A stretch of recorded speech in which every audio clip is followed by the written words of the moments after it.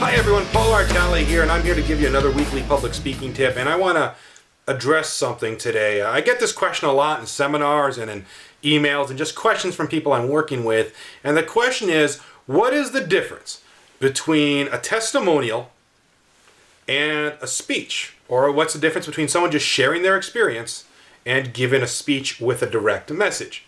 Well, the difference is pretty much like I said. A testimonial sort of exists just to get the experience out. You're just talking about your time, what you experienced, and kind of what you learned from it.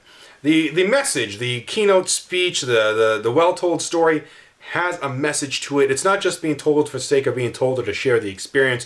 It's being told in a way that has a direct message and call to action in it. What's that call to action? Well, it pretty much says in that speech, it's asking the audience to think, feel, or do something. Now, which one's better than the other? I totally prefer the message, the traditional speech. Why? Because I can get my thoughts across in a clear way. It's not just about me, it's about the message I can get across to my audience and how they can transform their lives or just improve them or learn something. The shared experience, the testimonial, it's not wrong. And I think there are places where it is noted and it's worthy and it's a beautiful thing. Certain types of meetings, especially self-help meetings, can be a great thing just to hear that other people have gone through things. But there, the intent, I think, is more about support. I don't think the testimonial message shouldn't really be about getting sympathy. It's about sharing with others your experience and that they can learn from your experience. And it's most powerful when that experience is told in a room with people who are dealing with the same thing or are considering dealing with the same thing. That's when that has enough power that you don't necessarily need a message. It still helps if you have one, but that on its own can be powerful.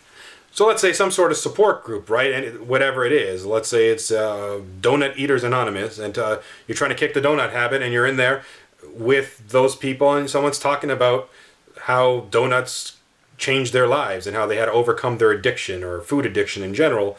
That can be powerful on its own, just to hear the struggle and to know that people have been where you're at and you can overcome that. I think that's a great and beautiful thing.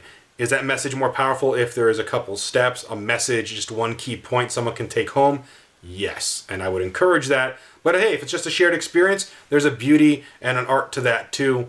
But generally speaking, like I said, you want the message, you want to get it across. And to me, there's no reason why you can't have a testimonial that is at least slightly pointed in a direction. Because ultimately, if you're given a testimonial, most people want to do it to change someone's life or to help someone, not just to hear their own sound of their voice. And if that's the case, you want to point in another direction. So if you like my tip and you like the types of tips I give you on public speaking, you can do a few things. You can like this YouTube channel.